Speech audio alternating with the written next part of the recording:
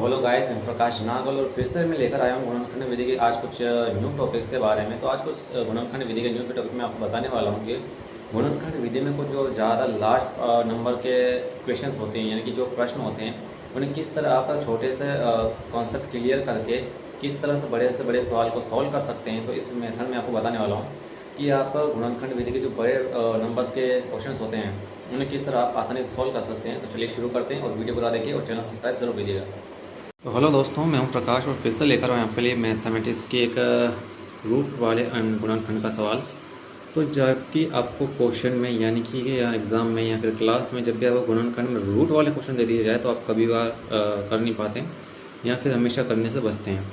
तो आपको हमेशा ये नंबर छोड़ने नहीं है, बस थोड़ा सा कॉमन सेंस लगाना है। तो एक सवाल जो होता है काफ़ी ज़्यादा आसान होता है, ठीक है। तो उसे हम सॉल्व करते हैं हमेशा की तरह ही। जैसे कि हमारे पास ये इक्वेशन यानी कि सवाल दे रखा है 2√3x² + 11x + 4√3, ठीक है। यानी कि सॉल्व करने का हमारा वही मेथड रहेगा हमेशा की तरह। एक्स के आगे का पहला अंक ये वाला और एक ये वाला यानी 4, यानी कि पीछे वाला अंक, ठीक है। तो ऐसे गुणनखंड करने का हमारा वही फॉर्मूला है, यानी कि √3 × 4√3, ठीक है। ये हमने ले लिया।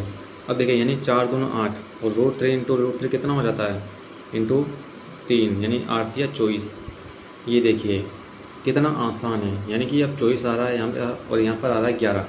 तो यानी 24 को ऐसे अंक में तोड़ना है तो हमें 11 आंसर मिलेगा। यानी कि सबसे पहले तो 11 के आसपास की कोई संख्या, यानी जैसे 8, 9, 10, 11 होता है, तो यानी कि 8 या 24 भी होता है और 8, 9, 10, 11 भी होता है, ठीक है, ठीक है।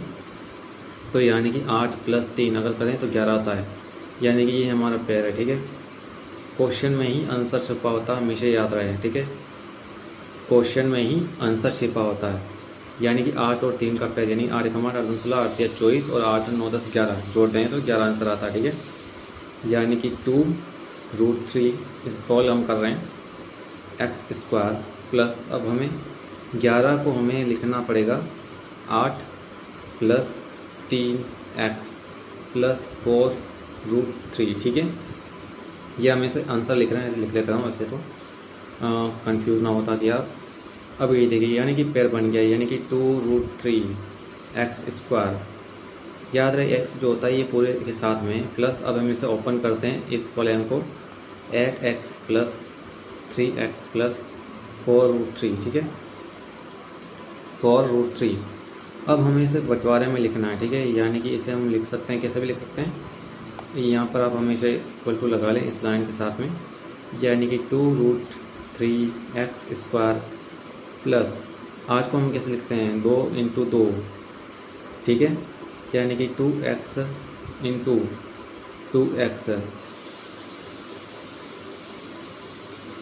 तो ये कितना हो जाएगा, 4x² हो जाएगा, ठीक है।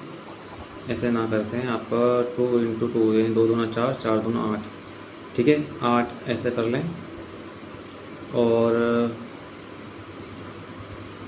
8 इस तरह कर लें, यानी कि 8x प्लस 3 को आप कैसे लिख सकते हैं, यानी 3 को लिखने का दूसरा तरीका ये भी होता है, √3 × √3। ये मेथड भी होता है आपके पास। प्लस 4 को 2 × 2 √3 भी कर सकते हैं आप, ठीक है। क्या कर सकते हैं, 4 को 2 × 2 √3 भी कर सकते हैं। वैसे काफ़ी ज़्यादा आसान होता है मेथड, बस थोड़ा सा कॉमन सेंस लगाने की आवश्यकता है। प्लस अब देखिए यानी कि 2, 2, 2। अब यानी कि इस पेयर और इस पेयर में से कॉमन निकालने वाली संख्या कौन सी है, ठीक है।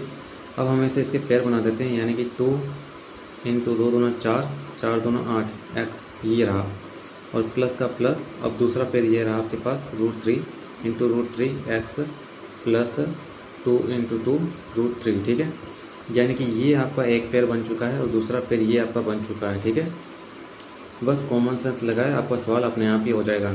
अब इसमें से कॉमन निकालने वाले अंक कौन से हैं, 2, 2, 2 बचे हैं, ठीक है, और √3 भी बचा है। यानी कि मैं इसमें से 1, 2 ये बच रहा है, 1, 2 ये बच रहा है, यानी कि मैं इसमें से 2 निकाल लेता हूँ और x निकाल लेता हूँ। x इधर भी इधर भी है, 2x निकाला तो यानी कि इसका √3x प्लस यहाँ पर क्या बच गया, 4 बंद कर दिया, प्लस इनमें से क्या कॉमन निकल रहा है, एक √3 कॉमन निकल रहा है, ठीक है, ब्रैकेट है, तो यानी कि √3 एक्स प्लस क्या बच रहा है, 2 दूना 4,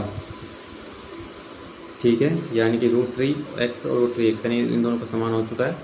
तो यही आपका, अब देखिए, यानी कि ये वाला फ्रेंड सेम हो चुका है, ये भी स्पेयर सेम हो चुका है। तो इस पेयर को हम इस तरह लिख लेते हैं, यानी कि √3x + 4। अब पीछे क्या बचा हमारे पास, 2x + √3, तो यानी दूसरे ब्रैकेट बना के 2x + √3, ये आपका वो हो चुका है सॉल्व। यानी कि आपका आंसर क्या होगा, √3x + 4, 2x + √3। तो देखिए कितना आसान क्वेश्चन है, बस थोड़ा सा कॉमन सेंस लगाने की ज़रूरत है। आपको डरना और घबराना बिल्कुल भी नहीं है।